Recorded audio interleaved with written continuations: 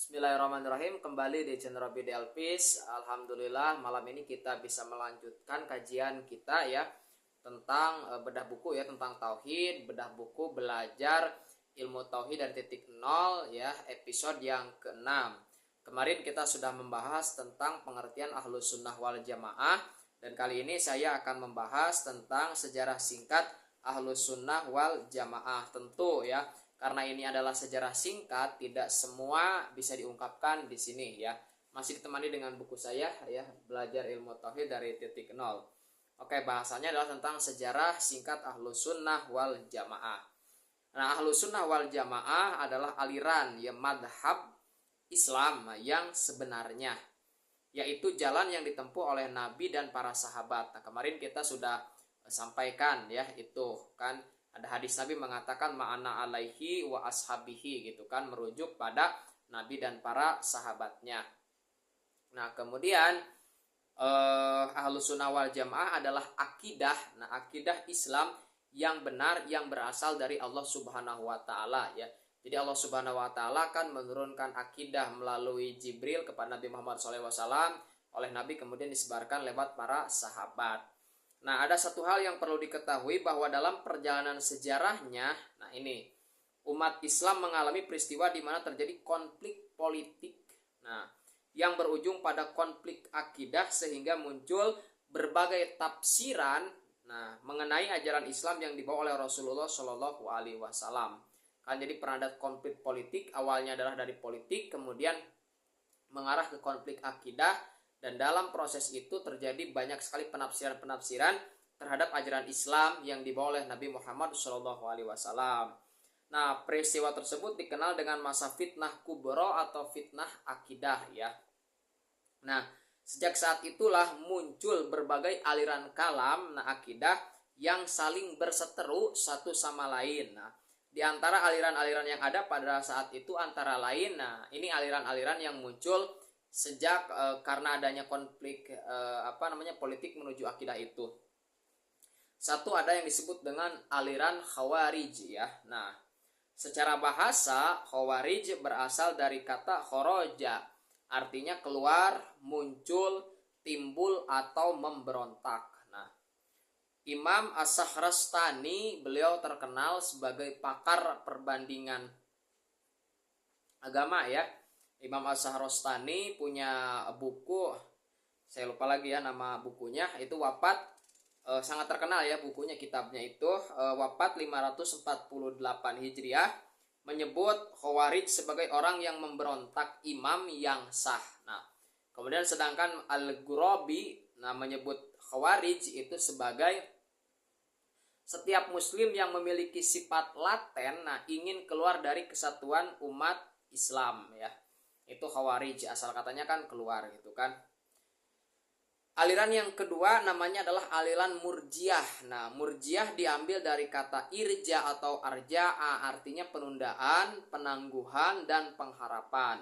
Murjiah adalah orang yang menunda penjelasan kedudukan seseorang yang bersengketa, yaitu Ali dan Muawiyah serta setiap pasukannya pada hari kiamat kelak gitu ya. Nah, kemudian aliran yang ketiga ya ada aliran Jabariyah. Nah, kata Jabariyah berasal dari kata jabaro, artinya memaksa. Nah, lagi-lagi Imam As-Sakhrastani, karena beliaulah pakar di bidang ini, wafat 548 Hijriah, itu menjelaskan bahwa Jabariyah adalah menghilangkan perbuatan manusia dalam arti yang sesungguhnya dan menyandarkannya pada Allah. Jadi kalau kita mengatakan kenapa saya misalnya berbuat kebaikan, yaitu oleh Allah gitu kan, karena Allah. Nah, kenapa saya berbuat keburukan? Ya Allah lah yang membuat saya berbuat keburukan, seperti itu kan. Jadi ada sisi kurang ajarnya gitu kan bagi aliran Jabariyah itu. Nah, lawan dari Jabariyah itu adalah aliran yang keempat, apa itu? Aliran Qadariyah. Nah, kata Qadariyah berasal dari bahasa Arab qadara, artinya kemampuan dan kekuatan. Aliran ini berpandangan bahwa setiap orang adalah pencipta bagi segala perbuatannya. Ia dapat berbuat sesuatu dan meninggalkan sesuatu atas kehendak dirinya. Nah, kalau Jabariyah mengatakan saya berbuat baik karena Allah, saya berbuat buruk karena Allah, nah Kalau karena itu sebabnya ya, sebabnya. Kalau aliran Qadariyah mengatakan ya saya berbuat baik karena saya sendiri, saya berbuat jahat ya saya sendiri, seperti itu ya. Jadi baik Jabariyah maupun Qadariyah keduanya adalah titik ekstrim ya. Ekstrim. Titik ekstrim. Kemudian ada aliran Mu'tazilah ya. Nah, Mu'tazilah berasal dari kata i'tajala, artinya berpisah, memisahkan diri, menjauh atau menjauhkan diri. Secara teknis Mu'tazilah dapat merujuk pada dua golongan, yaitu Mu'tazilah pertama sebagai respon politik murni dan Mu'tazilah kedua sebagai respon terhadap persoalan teologis. Teologis adalah akidah, adalah keyakinan ya. Nah, Mu'tazilah hadir sebagai respon karena perbedaan pendapat tentang Khawarij dan Murji'ah ya, dua aliran sebelumnya. Ada lagi aliran Syiah. Secara bahasa Syiah adalah artinya pengikut, pendukung partai atau kelompok. Sedangkan secara terminologis atau istilah, Syiah dikaitkan dengan sebagian kaum muslimin yang menyatakan bahwa petunjuk agama bersumber dari Ahlul Bait atau keluarga Nabi ya. Yang ketujuh ada aliran ingkar sunnah ya, yaitu aliran yang tidak mau berpegang pada hadis-hadis Nabi SAW dan mencukupkan diri pada Al-Quran. Nah, baru kemudian ada juga yang disebut Ahlus Sunnah wal Jamaah. Ketika penamaan Ahlus Sunnah wal Jamaah pada saat itu populer agar dapat dibedakan dengan aliran lain seperti yang telah disebutkan di atas. Jadi 8 ya tadi. Sebetulnya masih banyak lagi mungkin yang lain ya, tapi itu yang populer yang 8. Nah, perbedaan di antara aliran di atas sangat tajam ya, antara Jabariyah, Qadariyah tadi kan ekstrim, Murji'ah, Khawarij juga sangat ekstrim ya. Nah, bahkan tidak jarang sampai derajat saling mengkafirkan. Hal inilah yang kemudian menyebabkan ajaran Islam yang dibawa oleh Nabi Shallallahu Alaihi Wasallam, Ahlus Sunnah wal Jamaah menjadi kabur atau tidak jelas. Nah, dalam masa fitnah itu para ulama Ahlus Sunnah wal Jamaah terpinggirkan dari urusan politik dan lebih sibuk berilmu, beramal, dan beribadah. Jadi dulu kan politik dan agama itu kan menyatu gitu ya. Nah, Ahlus Sunnah wal Jamaah pernah terpinggirkan dalam dunia politik ya. Jadi sibuk beriman, berilmu, dan beramal. Nah, selama kekacauan itu berlangsung, Allah Subhanahu wa taala kemudian memunculkan seorang tokoh besar dalam bidang akidah. Nah, beliau mensistematisasikan ajaran Islam yang dibawa oleh Nabi Shallallahu alaihi wasallam. Beliau memilih mana akidah yang benar dan mana akidah yang sesat dan menyesatkan.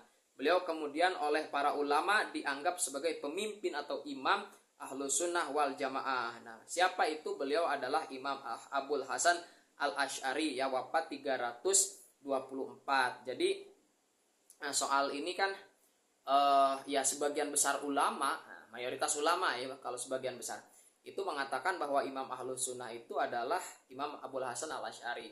Meskipun sebagian lain ya, sebagian kecil mengatakan bahwa ya Imam Ahmad bin Hambal, kemudian yang dilanjutkan oleh tokoh ya namanya Syekhul Islam Ibnu Taimiyah. Tetapi yang saya lebih ketahui dan karena mayoritas dunia sekarang juga adalah Imam Abul Hasan Al-Asy'ari gitu. Tentu saja bukan hanya Imam Asy'ari yang saat itu berjuang ya.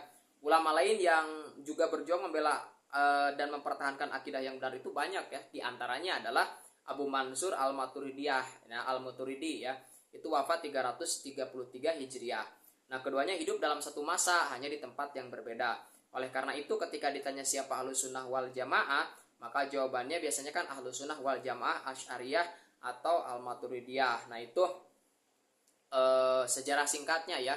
Jadi fitnah politik, kemudian muncul berbagai aliran ya. Pada saat itu terjadi kekacauan, akidah yang benar Ahlus Sunnah wal Jamaah agak terpinggirkan, tapi kemudian dikembalikan ya. Disistematikan. Jadi Imam Asy'ari atau Imam Maturidi atau imam-imam akidah lainnya itu tidak pernah membuat akidah baru, tidak ya. Beliau itu hanya mensistematiskan apa yang diajarkan oleh Nabi dan para sahabat tentang akidah seperti itu. Tetapi karena juga ada tantangan zaman, ada beberapa pembaharuan dalam arti penguatan ya. Misalnya Imam Asy'ari dan Imam Abu Mansur Al-Maturidi itu kan kuat di ilmu kalam ya, ilmu logikanya, ilmu mantiknya, bagaimana mereka harus berhadapan dengan orang di luar Islam, termasuk aliran-aliran rasional, diantaranya adalah Mu'tazilah. Ya mungkin besok ya, insya Allah di bagian selanjutnya saya akan membahas tentang profil ya singkat tentang Imam Abu Hasan Al-Asy'ari yang disebutkan oleh tadi sebagian besar ulama itu sebagai imam Ahlus Sunnah wal Jamaah.